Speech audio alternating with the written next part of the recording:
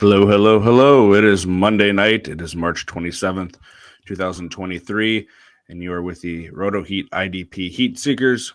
I'm Kraig Reith, and with me, as always, this season is Austin. Austin, we're into, I think it's like episode 6 here or something so far. How's the season treating you, and how's your Monday treating you? So far, so good. We're getting closer and closer to our draft, the NFL draft. That means more rookie drafts are going to be upcoming. And what a Monday to kick off the week and be talking about rookies this Monday. I am so excited for this show today. Yeah, we're actually 1 month. It's however many days because March is whatever. I forget the old saying. But April 27th is night one. It's a Thursday night, of course. They've broken it up into 3 days these past, I don't even know how many years. Back when I was in college, it was 2 days on the weekend. It was Saturday and Sunday, and we sat around drinking, betting on the draft, and it was fantastic. But now they've had to make it a big event with Thursdays and Fridays and working. You got to either drag yourself into work or take off. But 1 month away. We got, I think, 5 shows coming up here on rookies, and then we're going to do a pre-draft show. If I could count right.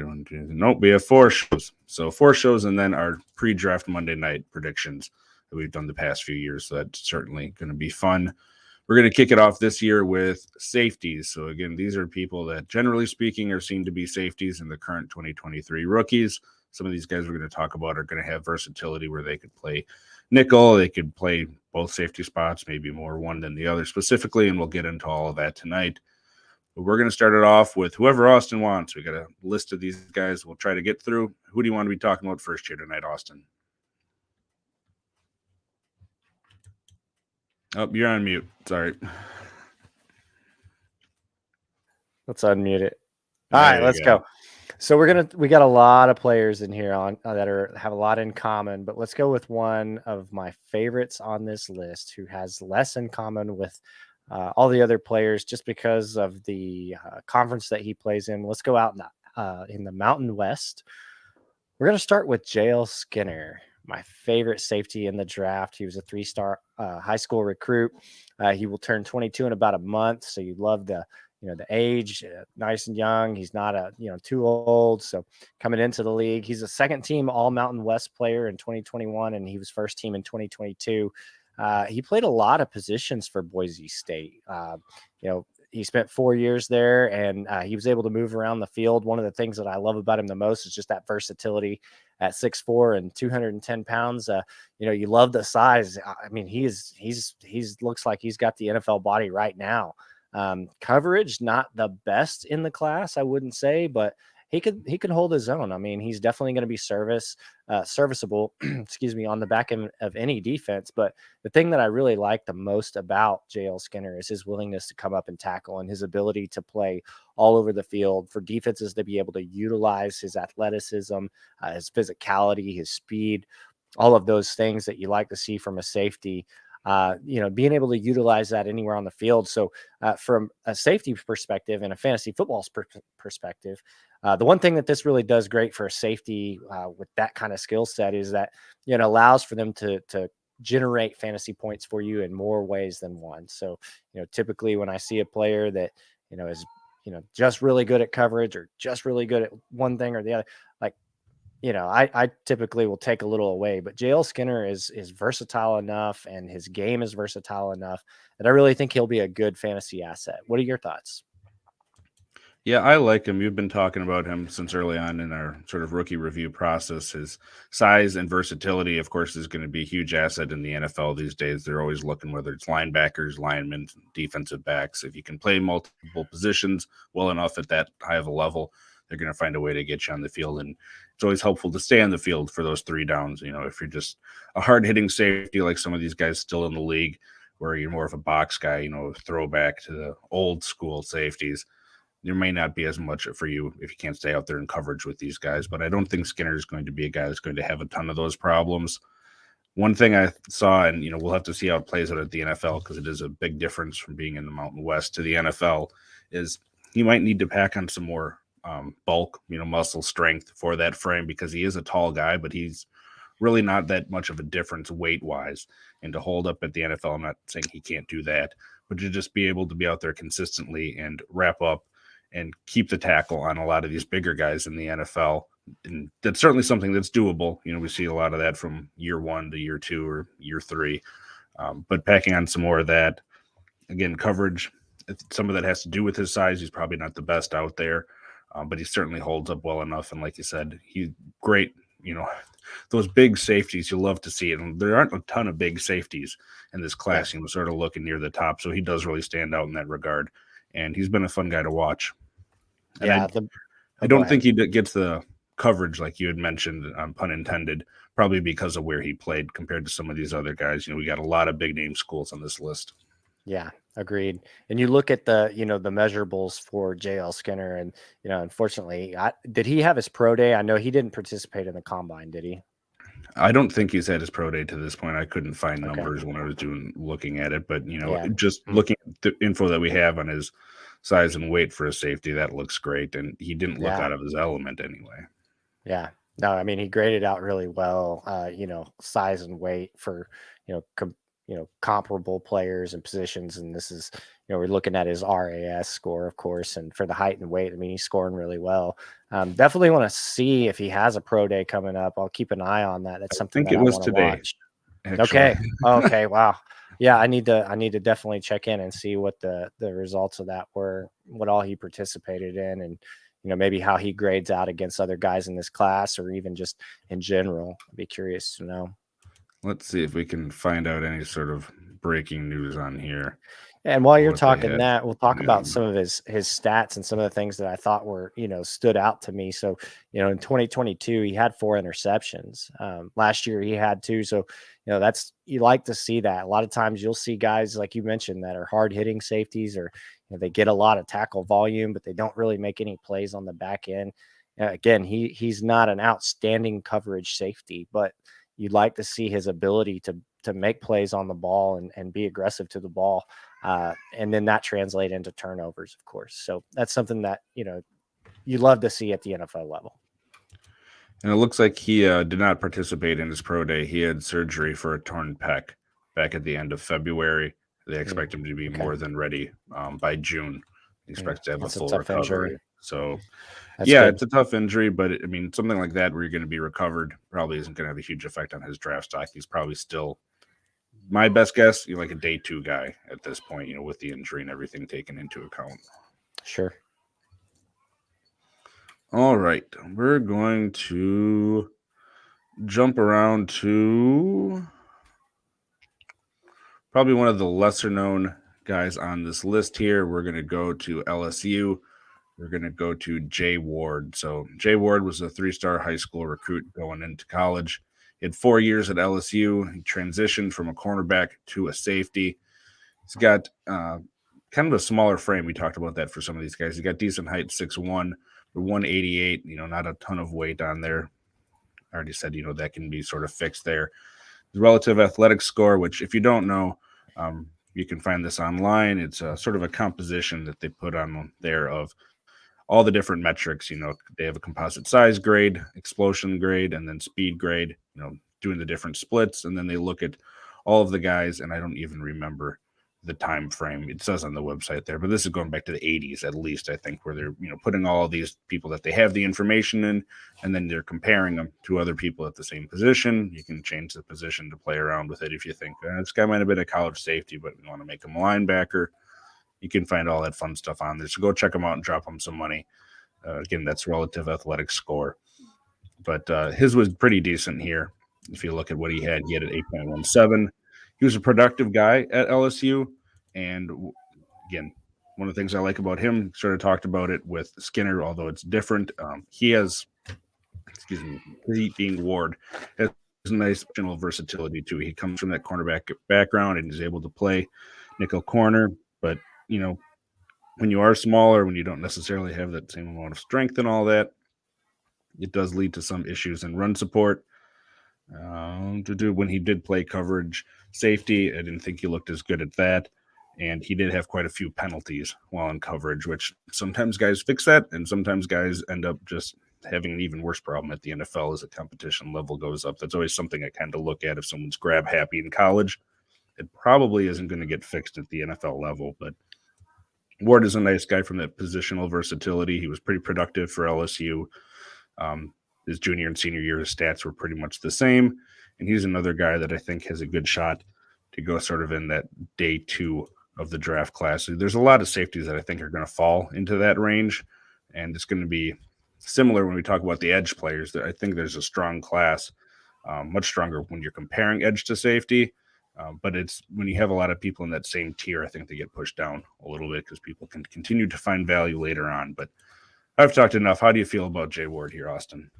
Well, I like Jay Ward. I like the athleticism for sure. You talked about that relative athletic score, and you look at how he did score on that. You compare it to how others on this list are scoring. He was actually one of the best scorers on this list in a lot of categories. You see the explosiveness with his 10-yard split and 20-yard split being as high of a score as it is. It's up over 8.0, which is a good score. His 40-yard dash, he ran a 4.55, so he's not slow by any means. He could certainly, play the position and have the speed to do it. He's not the fastest guy on the field, but he's certainly not the slowest guy either. The broad jump, again, it just speaks back to that explosiveness. He scored a 9.77 on that.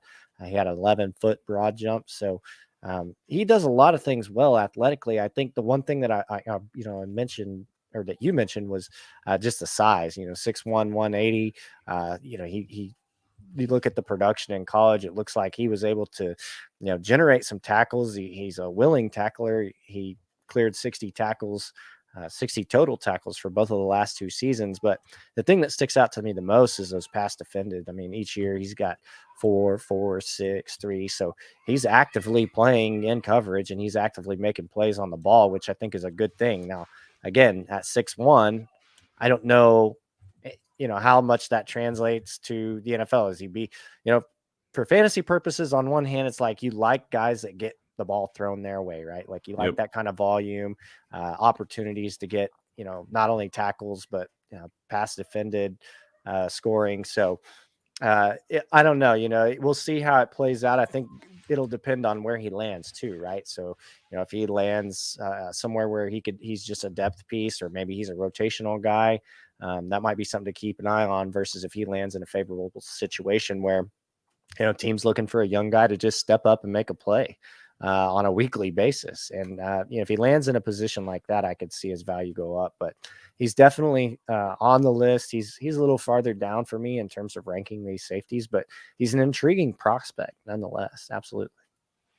Yeah, and to your point about, getting on the field, some of these guys that, they're sort of that tweener between a cornerback and a safety, or, even if they are a clear, very good safety, if they can play that nickel corner, that can be a way that a rookie can get on the field a lot easier, because it gives you that versatility with the different formations on offense, where they could cover someone in the backfield or a tight end or a slot corner or something. So I think that might be his best shot to get on the field early, again, depending on where he goes, since he does have that background. And I really like, for him, I really like that situation too, if that's the case. I think it could play into his hand really well. And for fantasy, if you can get, safety snaps at cornerback position, it's a cheat code that we've seen before if you have to start a cornerback. So always something fun there. Yeah. But who do you want to talk about next? Let's see. Let's go back to the list. Let's check out. I'll tell you what, let's check out the SEC. Let's talk about Jammie Robinson from Florida State. And he did spend 2 years at South Carolina, transferred and played 2 years at Florida State. He was a first-team All-ACC player in 2021 and 2022. So he played in the SEC and the ACC, actually. Played in 2 different conferences. He was a 3-star high school recruit, only 22 years old. You look at some of the things that he was able to do on the football field. He was very productive, in a number of ways. He's a very explosive player too, I would say. Each of the last 2 seasons, his total tackles, 84, 99 in 2022, even going back to 2020 and 2019. He was clearing 60 tackles as a freshman. So very productive in that area. He's definitely a willing tackler. And then you look at the passes defended. He's a very capable defender. 5 passes defended in 2022, 3 year before that, 4 before that, and then 4 even as a freshman. So he was able to come in and really be a contributor for South Carolina as a freshman, and then even as a sophomore. And I think he's an excellent player. He's certainly a good prospect. You look at his, relative athletic score. Again, very explosive player. The 10-yard split stands out, 20-yard split stands out, and the 40. I mean, he ran the 40 in a 4.58. You'd like to see him run that a little bit faster, especially given his size. He's only 5'11", but he is 199 pounds. So, the size worries me a little bit as far as his height, how he'll fare against bigger receivers. But at the end of the day, he should be able to generate some really good numbers for you in terms of tackling, which, at the safety position, I think is really one of the most important things. If you ask me from a fantasy perspective, if I'd rather have a safety that plays well in coverage and generates turnovers to a fantasy player that generates a ton of tackles, the answer is always going to be tackles, because, nobody in the NFL right now, and I don't think Jamie Robinson's going to change that, nobody's producing enough turnovers to outweigh like the high tackling players with high tackle numbers. They're generally the highest ranked ones that, in fantasy purposes for safety. So I actually like his game. I like the way he plays, and I'm interested to see where he goes. Definitely think he's a day 2 guy as well. Don't you think? Yeah, I do. But he's one of those guys that I could see him falling just based on, I don't know where exactly he fits in the NFL. Like, he's a guy that when he's on the field, he's productive for you. Florida State, he played a lot of free safety, and, he played some corner too. And I think, slot corner, I think he can do that, but if you look at him, it almost seems like he fits more as a strong safety, just the way that he's built. I mean, he's a hard-hitting, smaller, compact, like, he's strong, he's a muscular guy, but he just doesn't have that prototypical size, if you want to call it that, for a safety in the NFL. And he did have, when I was looking at it, some issues with bad angles and just not being up to speed with some of these guys, even in college, which we know that's going to be exacerbated once you get to the NFL. But I do think there's a place for him there. It was confusing to me watching him play, because it's like, man, he doesn't seem like a free safety at the next level anyway, but he was used as a lot of that. And if they do put him as that at the NFL, generally speaking, again, here, if you go into a team that actually does that split with the one high safety over the top and then the safety closer to the box, free safeties generally aren't as productive unless you have a terrible defense in general and all the guys are getting back to them. Yeah. So if he doesn't, that kind of goes for a lot of these guys on the list. There's a couple others we'll talk about. They were mainly used like that.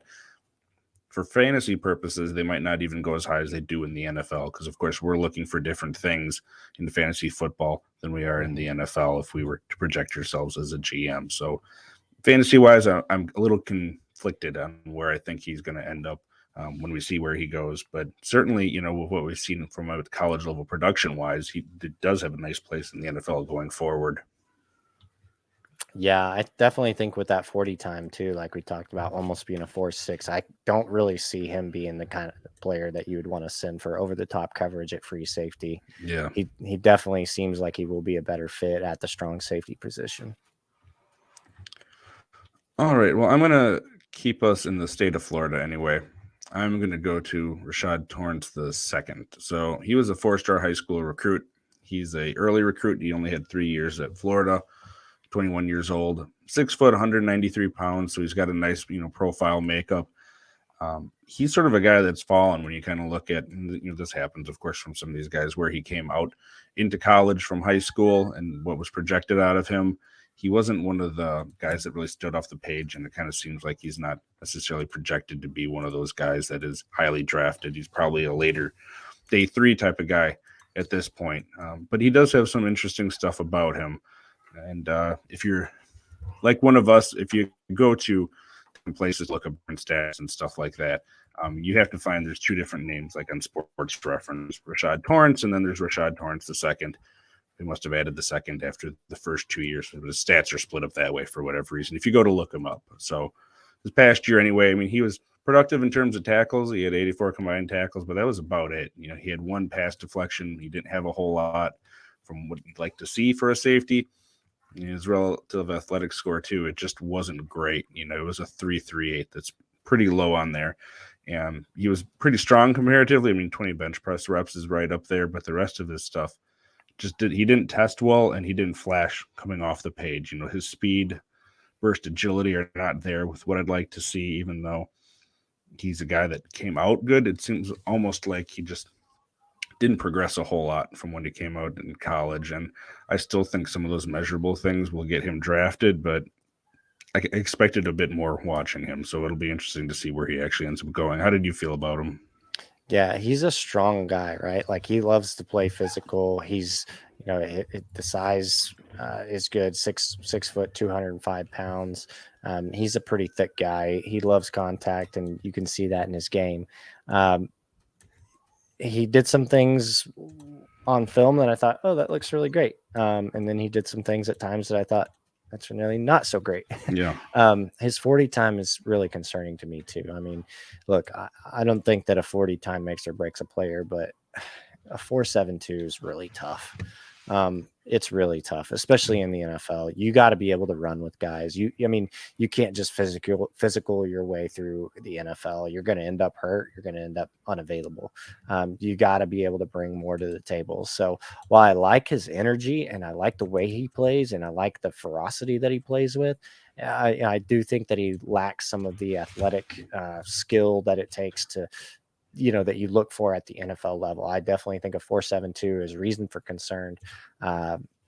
So for me, I don't know. I mean, we'll see where he goes, but and what he's able to do. But for me, he's more of a deep league prospect than somebody that I'm looking at to take early for sure. At the same time. I mean, if you have taxi squads or, insanely deep benches, like some of the leagues I am, where you have, it's a Devy league and you can have up to 15 Devy, but that aside, I mean, you can have like 50 players on your active roster from an IDP league. So even for an IDP league, that's pretty deep. And if you have a taxi squad on top of that or something, that's probably the best place for him if he gets draft capital to even be considered. Right. I mean, the positive side of this is if you look at the last 2 seasons, what he did in tackling, just to speak to that physicality and his willingness to come up and make plays. I mean, he's gone over 80 combined tackles in 2 of the last 2 seasons. So he's 100%, 80 tackles or more. So you like to see that. I mean, that's encouraging. But again, in the NFL, you're going to have to bring more to the table than that, I think. I agree. Who do you want to head to next on here? Let's see. Who do we got next? Let's keep it. Oh, I'll tell you what. Yeah, let's keep it down here in the SEC, and we're going to look at Antonio Johnson from Texas A&M. One of my top 3, favorite safeties in this class. I really like Antonio Johnson a lot. He was a 4-star high school recruit. Still pretty young. He's coming out as a junior. He played 3 years at Texas A&M, and he was a second team All-SEC in 2021, and he was first team in 2022. 6'2", so you love to see the height, the size, 198. His RAS is looks really good when you look at, a guy that size who's able to have a 10-yard split like he did of 155. He graded really well for, his speed 4.52. That's really good for the size. He's not the fastest guy, but he's certainly not the slowest guy. I mean, we just talked about a guy who's 4.7. So, but his height scores well, his size scores well. I really like his game. I mean, again, another one of those guys that loves contact, but also I think he does a really good job in zone coverage as well. So, you look at some of the things that he did in college statistically that stand out to me. Both of the last 2 seasons, he's combined for more than 70 tackles. And then, 2021, he had 5 passes defended. So I think he does a lot of things well. He got a couple sacks too, each of the last 2 seasons, I should say. He did get a sack, but also 8.5 tackles for loss and 5 tackles for loss in 2022. So 8.5 in 2021. So looking at those stats, I mean, that just tells me right there, he's the kind of guy who can play not only on the back end of a defense, but he can come up and make some noise on the front side of the defense, right? Coming off and making plays to the quarterback, making plays in the backfield. He's disruptive as a safety. He's diverse. You can move him around anywhere and he can be effective. So he is I think he's probably going to be one of the top safeties off the board, probably top 3, if I had to guess, in the NFL draft. For rookie drafts, I am certainly targeting him pretty highly if I'm looking to add a safety or a defensive back. Yeah, he's a guy that when I saw him play, it seemed like he played better than he tested for a lot of these things, because on the field, it seemed like he had more burst and explosiveness than he did on testing. And any number of things can cause someone to have a poor testing day. We know that's not the be all end all. We're more just giving that information out there because it's a piece of this large pie that, we all take into account. The NFL takes it into account, and, therefore we sort of take it into account from that. But like you said, he's got really good size. I mean, he's got that athletic profile. Like, ideally, if you could make your sort of ideal safety size, sort of like a Derwin James type of size guy that you're looking at here. And on the field, he, like I said, got nice aggressiveness. He's a plus tackler.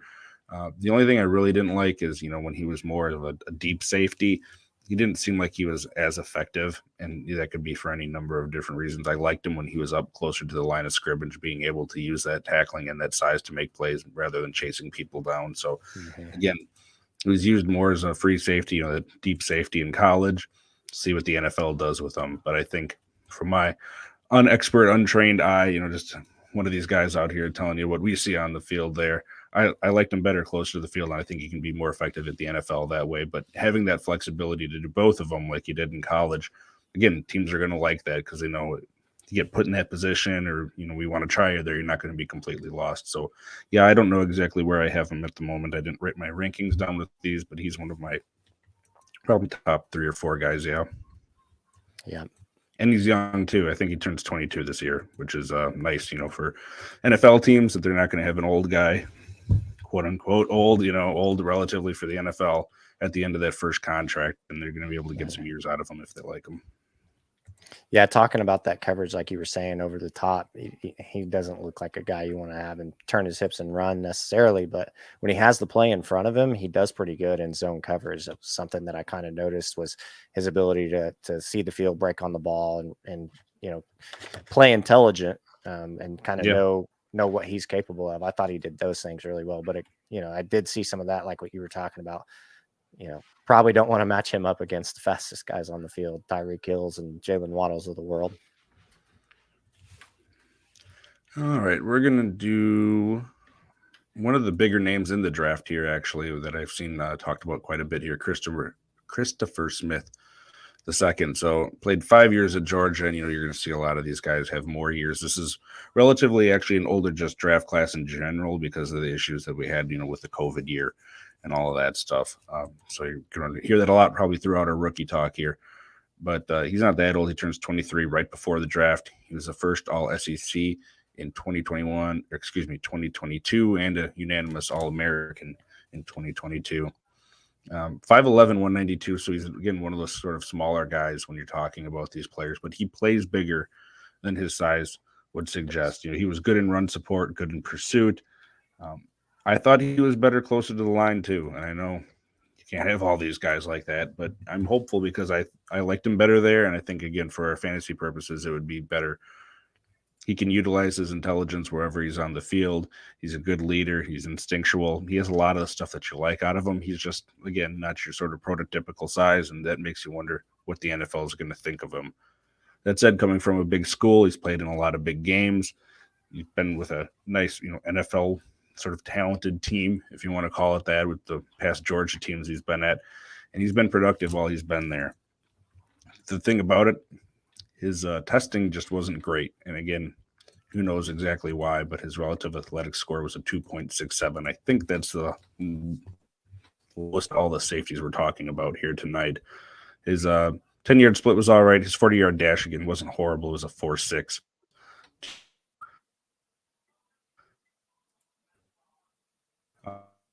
Off the testing,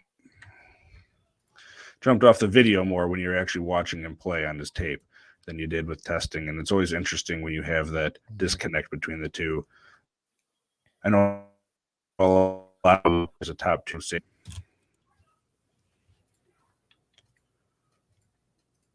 Yeah. So can you hear me? Christopher. Yep, I got you. Sorry. So Christopher Smith is he's an interesting prospect. One of the words that really resonated when you were talking about him was the leadership, and I think that's one of the biggest things I could say about Christopher Smith that I saw was he was a leader on that Georgia defense. I mean, he came up big in big moments. He made a lot of good plays, and but I'm not sure. I mean, 4.6 is not a bad 40 time, but some of this other stuff's just kind of concerning. The explosiveness. His broad jump was 9.8, vertical was a 33-inch vertical. Some of the other things, the bench press, 15 reps. I mean, that's not horrible for the safety position by any means. But there's just some things that I'm seeing that his change of direction, not very good. He did not test very good. But then you go look, like you mentioned, at what he was able to do on the field from a production standpoint. I mean, this year he put up 61 tackles. The 2 years before that, not really as good in the tackling department. But he was able to get some passes defended this year with 5. Last year he had 4. So he was definitely a contributor for the Georgia defense. I just think the leadership didn't necessarily come from his production on the field. It came more from the style of play and who he is, for the guys in that locker room. Obviously, I don't know him personally, but you could tell he was a guy that was well liked on the team. And I think that's a big thing. But we'll see how that translates to the NFL. Is he going to be a leader in the NFL? Will he be able to find a spot? And if he does, where's that opportunity going to come? Who's he going to get drafted to? What kind of situation is he going to be in? So I had him ranked pretty highly, and I am actually kind of moving him down my boards right now. He's kind of got the wrong trajectory going on for me, but we'll see. I will be watching closely on draft day just to see where he lands and then see how he might be utilized, because I think that could really make a big difference. All right. Well, before we go into the rest of this list here, we're about halfway through our list. So I want to thank you guys for watching us over on YouTube. If you haven't already, I'm sure you have. But if you haven't, hit that like button, hit the subscribe button, turn on notifications. You can get all of the shows that we have here. Of course, we have the Dynasty Heat Seekers. We have the Fantasy Buffet on Thursdays, and we're going to be having more shows that we're adding throughout the year here. We're looking at trying to get a best ball stream going, Gillentine League potentially, as we get closer to the year here. We got a lot of good stuff cooking up there. And, of course, we're going to be getting sort of our combined rookie ratings out on the website. And that, of course, is RotoHeat.com. You can check us out on Discord. If you need an invite, I'll drop an invite in the chat. That's probably a good idea. Or you can go to Facebook. We got almost 3,000 people over on Facebook. If you're one of our older people who aren't one of the cool kids and have ditched Facebook by this point, you can check us out there. People are asking questions and we're dropping our content there too. So thanks for watching as always. And Austin, who you want to head to next year on our safety list? So let's keep it in the SEC. Let's talk about a very interesting prospect that I really, really liked when I turned the film on, and that was Brian Branch. He's a free safety for Alabama. I loved the athleticism. He's running a 4.58, but his 10-yard split looked really good. His broad jump looked good. Decent for, not great, but decent vertical. Some of the things that he did, the production on the field, he was able to generate 90 tackles this year, 55 last year. He had 14 tackles for loss and 3 sacks this year. I mean, he's making plays all over the field. This kid can move. Like, you watch him on film and you think he's faster than he is. I just love the way he flies around. I also love the way that he makes plays on the ball. I mean, he's got 7 passes defended this year, 9 last year. I mean, he's almost doubled what a lot of these players have done in the pass defended department. So he's really showed out in every way. You figure a guy that's got that kind of ability in coverage, and then you look at the 14 tackles for loss and 3 sacks. I mean, with 90 tackles, this kid had a really big year for Alabama this year, and I think he could be one of the more intriguing prospects in this class. I mean, he's just talked about having sort of a Christopher Smith trajectory going the wrong way. This is a guy whose trajectory on my boards for Brian Branch is going the right way and has been going the right way ever since I started putting the film on and watching some of the things that he did. So I'm very curious to see where he lands. I think he's a very good prospect. And even for fantasy purposes, I think the things he does well will translate. He is probably at the top of my safeties at the moment, and I think he's probably going to be the highest drafted safety. Yeah. We'll see how that goes, but it really feels like he's a first round pick. And, if he falls into the 20s, I think that's probably the sweet spot, but he could even go into the teens there. He's a guy that can sort of do it all. And I don't like saying can't miss because I think that gives the wrong connotations, but I think he's a can't miss in the sense of he's not just going to bust out of the NFL. He's a smart player.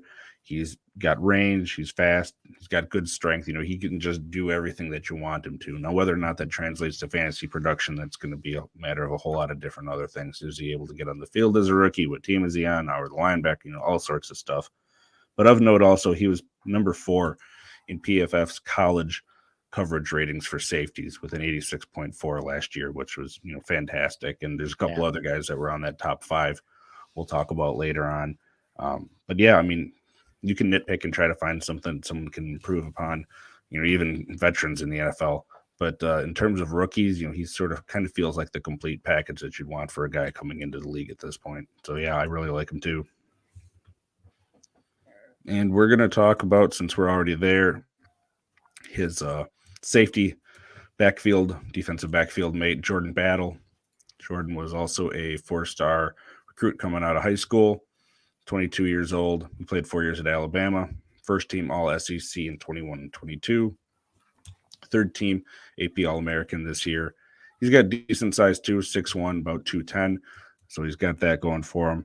He just wasn't as impressive to me when you compare him to Brian Branch. And I know a lot of people have Jordan Battle up there. Some people are talking him in the first round. I don't see that myself, and I don't think that's probably going to happen with the other positions we have here. It feels more like a day 2 guy as well. He sort of checks all the boxes, and he's fine at everything, but he didn't seem to do any one thing in an elite way that you'd kind of want to hang your hat on. So certainly a place for him in the NFL. He was number 5 on that list for college productions with PFF or coverage with an 85.2.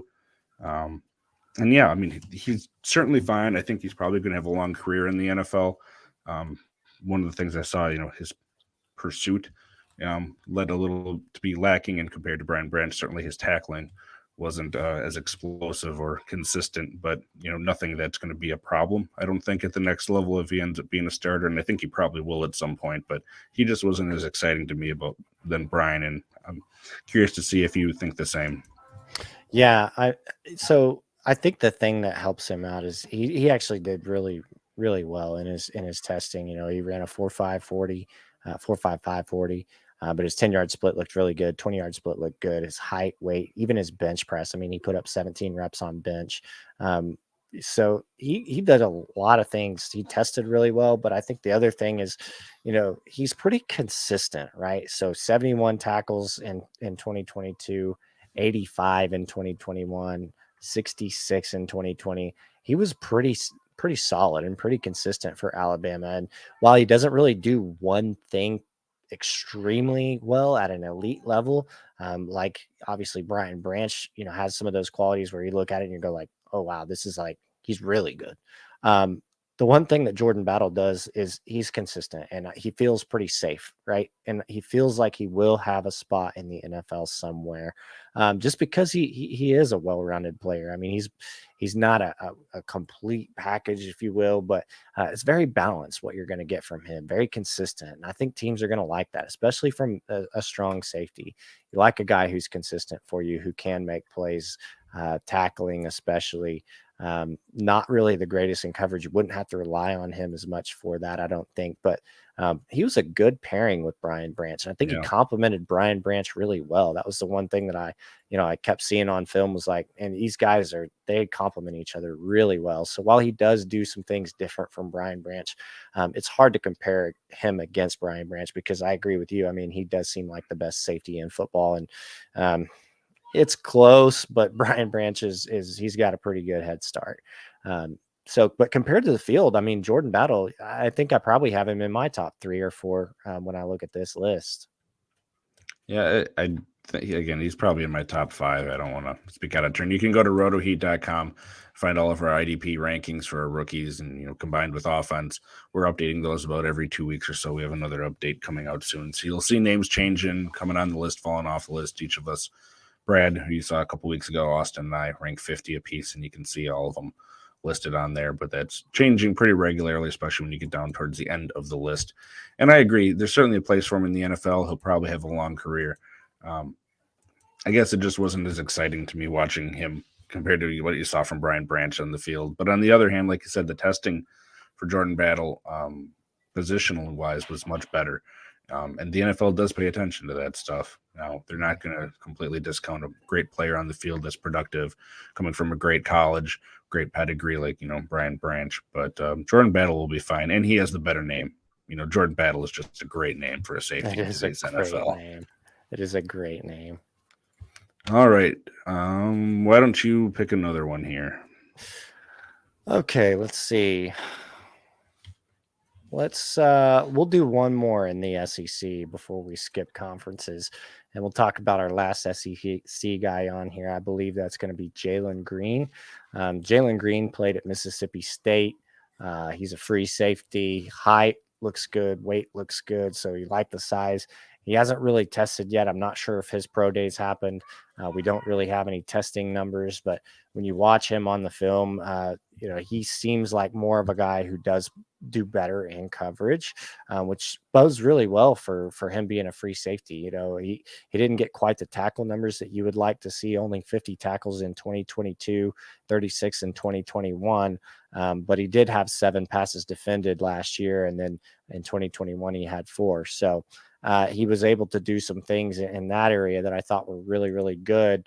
When you look at, how his record, I mean, he is a 4-star high school recruit, converted cornerback. He did turn 24 recently. So obviously, him being a little bit older could hurt his stock some, especially for fantasy purposes. But he spent 3 years at Texas as well before the 2 years that he spent at Mississippi State. So he's a guy that's been in college football for a little while, a senior guy, has a lot of experience that he's bringing to the NFL. 6'1", 200 pounds. I mean, again, the size looks good. We'll see where he lands. He's not one of the highest prospects that we have rated on our list, but he is one that I think deserves to have an eye kept on. What are your thoughts? Yeah, one of the things that I thought he did well when he was called on to do it, which will matter a lot for today's NFL's cover the tight end. We know a lot, the NFL is moving towards these big, freakishly athletic tight ends, and why not? They've had a lot of success when you look at over the years, starting sort of with that Antonio Gates type of background where you don't have to necessarily know a ton of football. The NFL will take a shot on you, but he did well against the tight end. I thought he tackled well. He had good instincts. Speed wasn't that great, and he also didn't seem like the best in coverage when he was playing safety. But with that cornerback background, I think you saw him improve over his time in college, and I think that's going to definitely give him a shot in the NFL with a good size, like you mentioned, like 6'1", 200 pounds or something like that. Mm-hmm. He'll be able to match up against tight ends. He has a cornerback background. He'll be able to man the slot, play some safety. So versatility and, everything that he's shown, I think the NFL definitely will take a shot on him. Probably later day 2, early day 3 is, my best guess at the moment, just because there are so many that I think will fall into that 2nd and 3rd round category. Mm-hmm. But he's an interesting guy. Fantasy purposes, like you said, he's probably more of a draft late and hold on to if you can, or just keep the name back in your mental filing cabinet for a name to keep an eye on to see if he gets playing time. Yep. We're going to move into the Big Ten. So first out of these, I know you really like 2 of these, so I'm going to let you take your pick of those. I'm going to go to Sidney Brown first. Probably the less interesting. I'll let you guys decide that. I actually like Sidney Brown, although I don't know that he's going to have the highest draft capital here of even the Big Ten guys we're talking about. He was a 3-star high school recruit. He just turned 23. Interestingly enough, he played college with his identical twin brother, Chase Brown, running back. So they got to play both on the same college team there. First team All Big Ten in 2022. Again, he had 5 years at Illinois. He's 5'10". He's just one that can play up close to the line. I'm going to split my paper around here because it still takes some of my notes by hand. So he was the number 1 college coverage, which is really nice to see. He had 6 interceptions last year. Smart. I thought he had good instincts. He's strong. Missed more tackles than I'd probably like to see. And, moving in and out of cuts and turns, his flexibility and fluidity isn't necessarily what you'd like to see out of a free safety type. So it'll be interesting to see where he's pegged in the NFL. He'd probably start more as a special teamer or a backup safety for his career. But I like what he brings to the table, and I think he could have a future if he continues to grow, just because of how well he did in coverage and with the way the NFL is moving towards that. Fantasy-wise, remains to be seen, even if he gets on the field, if he's really good in coverage and not as adept at tackling. That's going to hurt us for our purposes, but I think he'll be around in the NFL for a while. He's probably day 3 pick if I had to peg him right now. Nothing wrong with that. We see guys every year, 4th, 5th round get shots, and even later than that sometimes. But how do you kind of feel about him? Because I know he's not one of the bigger names on our list here. He's not one of the bigger names, and he's probably going to be one of those guys that honestly it's going to fly right under the radar. And you look at the 40-yard dash and the athletic score that he had. I mean, he's tested extremely well. 4.47 40-yard dash. His 10-yard split, 20-yard split looked really good. He put up 23 on bench press. This isn't just a guy who runs around and is speedy. I mean, this is a guy who's working hard, right, in the weight room. He's strong. He's physical. I thought he did a lot of things actually pretty well. You look at the 6 interceptions. That's impressive. But also the thing is that he's showing that 60 tackles in 2022, 81 in 2021. 88 in 2019. So even early on in his career, 55 in 2018. I mean, this guy as a sophomore and a freshman was generating meaningful production for his team. And not only that, 2 tackles for loss as a freshman, 2.5 as a sophomore, 3.5 his last season at Illinois. I mean, he was a guy who in various ways was productive and effective. He is versatile. And again, the speed, physicality, he does do a lot of things well. Now, the competition, I don't know. That's the question mark, right? For me, that's the one thing I worry about. They do have him listed as a strong safety. I see him more as a guy who could be used as a nickel, just because of his ability to cover is a little bit elevated, but still able to be a good tackler, which I think is something that you need at the nickel position, and a willing tackler. So I am going to watch where he lands. I think that's really important. He could be one of those guys who sneaks up on us and all of a sudden he's in a good position and we're talking about him. But I don't think that he's a guy who will be drafted highly in fantasy drafts. I think he's going to be a guy that's going to be a little bit lower down the list, and there's nothing wrong with that. But again, that mental filing cabinet you talk about, I got a feeling Sidney Brown is going to be one of those guys you're going to want to have in that cabinet somewhere, and tracking where he goes, and seeing if there's an opportunity or a window for him to get a shot. Yeah, he's one of the guys that, if you're talking about late draft pick that I can stash somewhere, he's probably right near the top of defensive backs anyway, for guys that are going to go later, but I still have interest in rostering, so I agree with that. Which one do you want to talk about here next? Oh, man. I know you like them both. My favorite out of the two. Man, their games are so different. But I'll tell you what, I like a physical football player. I like a guy who's going to come up and smack someone in the mouth, and that's Devin Matthews. They call him Monster. That's his nickname. He's 6'2", 205, prototypical size. You look at the way he tested. He actually tested pretty well, 4.5 40. They got him listed at free safety, but he's the kind of player that I think could actually be either or. He could be a free safety or a strong safety because of that physicality. Again, the size, all of that stuff looks really good. Even his vertical, his broad jump. I mean, by all measures, he didn't test the greatest, but he tested very respectably in almost every category, which you love to see. You look at the tackles. I mean, he had 65 tackles in 2022. Only 48 the year before that, but he had 3 tackles for loss in each of the last 2 seasons as well. So again, a guy who I think is a willing tackler.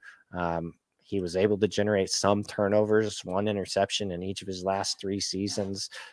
He was a returning senior, so the age is going to be a factor here. He, it could hurt him just a little bit, I suppose, but ultimately at the end of the day, I mean, these guys are going to have a lot of football to play when they get to the NFL. You're going to get to squeeze a lot out of them. And especially for a player like this, who I think will find his place on a team, will get a shot. Obviously, the better the situation, the more his stock value goes up. But I think if he lands in a favorable situation for sure, probably going to be pretty happy with that. So he's a player I am really keeping a close eye on. I don't know. I think he's probably near the bottom of my top 5, but definitely a player that I'm very, very high on and am curious to see what he does.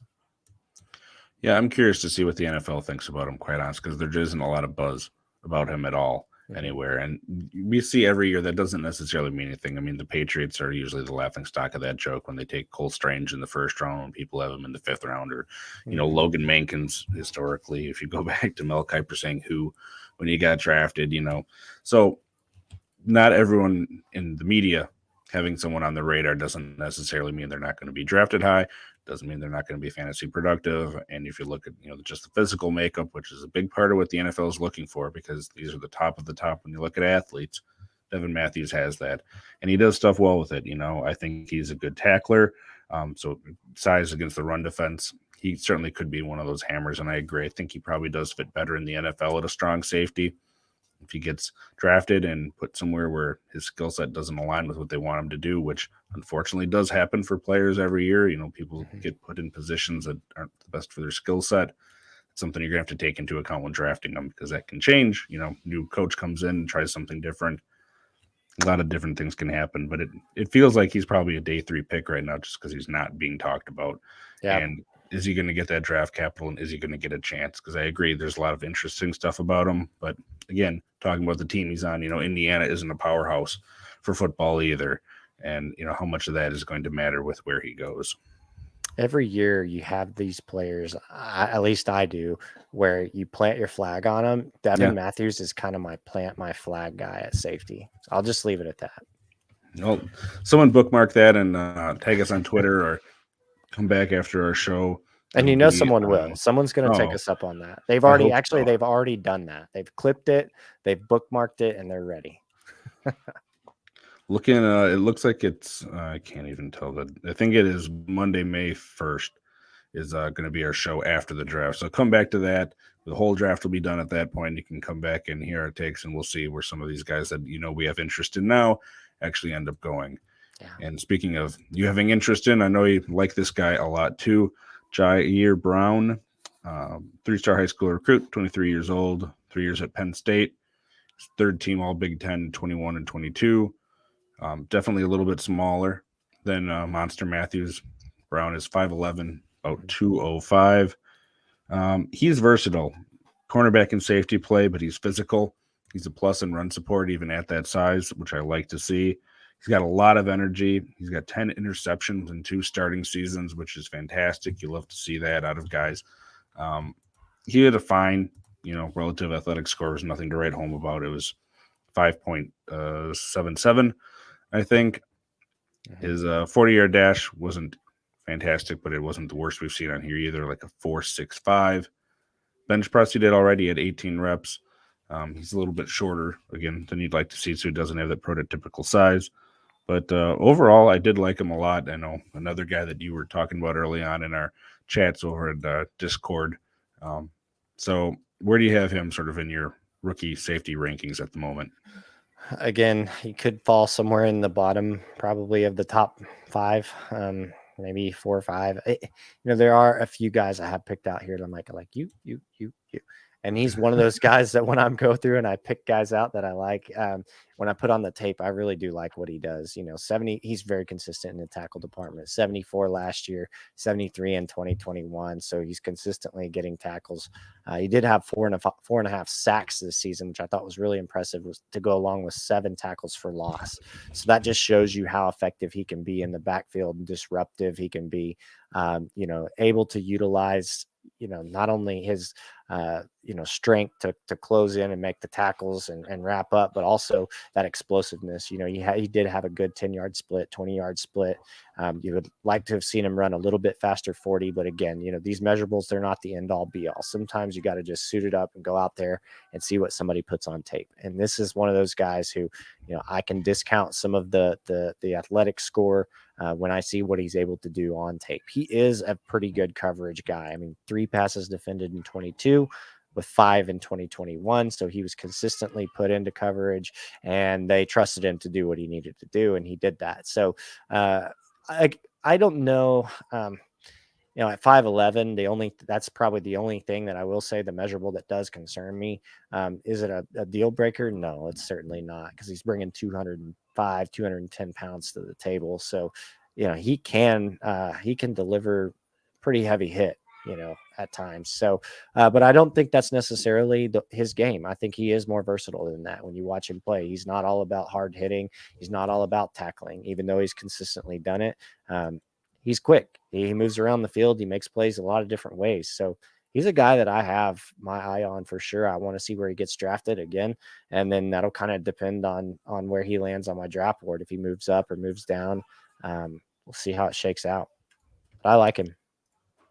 Yeah, and he feels like one of those guys that's probably going to end up in that day 2 grouping of players here. And I think after the pro day, his relative athletic score did jump up. It looks like it jumped up like a 7.9, which is a good bit better, which matches more kind of what you're talking about being on screen. And I will say there is something, and I can't really just quantify it, but there is something for some of these players being better on the field play than they do testing. And whether it's just the conditions, adrenaline affecting you positively or negatively on one or the other, competitors, in the heat of battle, I think there is something to that for some players. Not everyone, and again, it's not something that you can just mark down that someone had in their DNA or something like that, but I do think that kind of fits with Brown, at least for his initial testing went. He didn't feel like he was sort of in that lower half, or whatever you want to call it, of safety play from what we've seen for these guys. So again, I do think the size, his height certainly comparatively isn't good, but the rest of it across the board really is. And probably, day 2 is my best guess. And again, I think there's going to be a lot of them, but another guy that I like too. And I think we have one safety left. We do. Brandon Joseph. So, of course, we're not getting through all the safeties that are draft eligible today. We're only around for about an hour or so, and we don't just want to say a name and list a couple traits for guys. So if you have questions about other ones, please find us on Facebook, Twitter, Discord, anything like that, and tag us, and we'll let you know. We've been trying to get through everyone. You may even bring up a name we haven't dug into yet, and it'll give us a great opportunity to dig into them. Brandon Joseph is the last one that we have tonight here. He is 22 years old, so pretty nice age-wise. 3 years at Northwestern, 1 at Notre Dame.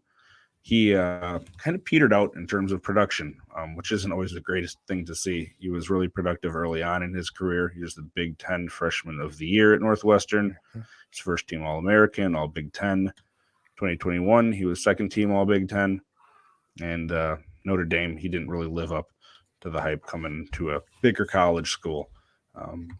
He's 6'2", 202, so good size. He had a nice relative athletic score with a 6.27. And when I was looking at him, stuff that I had noticed, he played both safety positions, which is nice to see in terms of that flexibility. His tackling wasn't great. He was a hard hitter, but he missed more tackles than I'd like to see.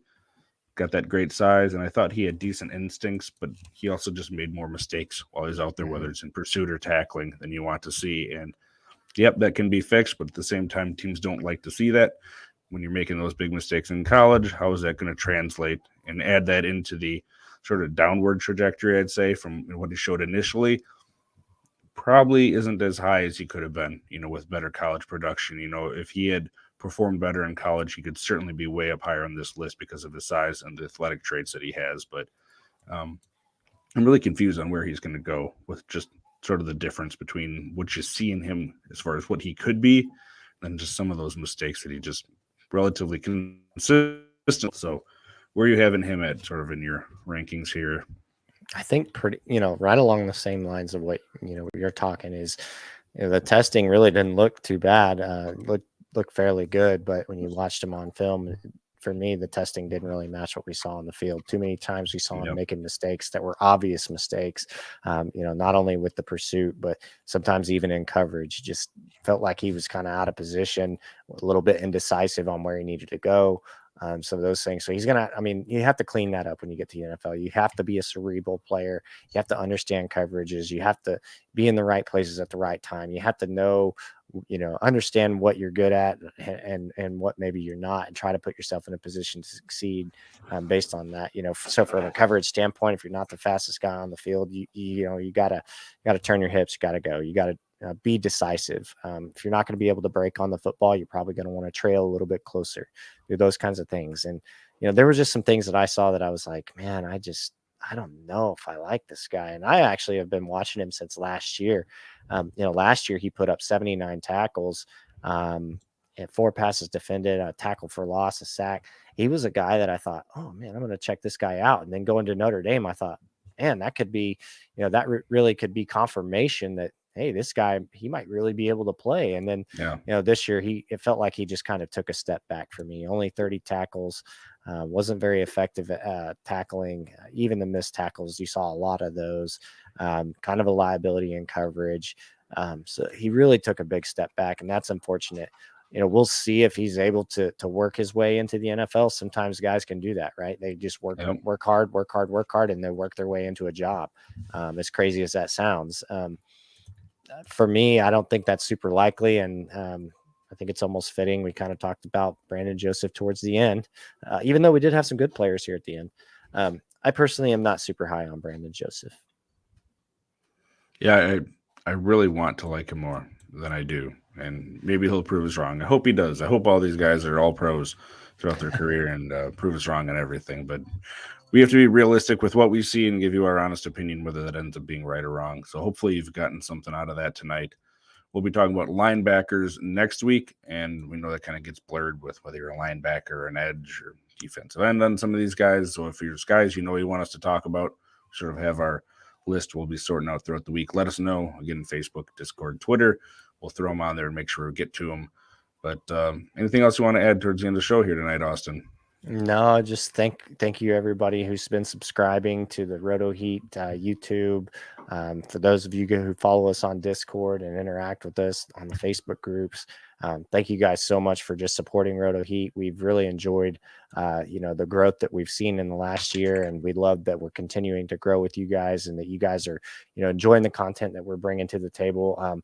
And if there's, any questions you guys have, again, going back to what Kraig said, join the Discord, hop in there, throw your question at us, throw your question here in the comments, hit us up on Twitter, at RotoHeat Austin or at RotoHeat Kraig. We'd love to answer more of your IDP questions, and we definitely hope to see you guys back next week. And that'll do us for tonight. We will be back in next Monday. Somehow we're already into April. It'll be April 3rd when you see us next. But anyway, have a good night, everybody.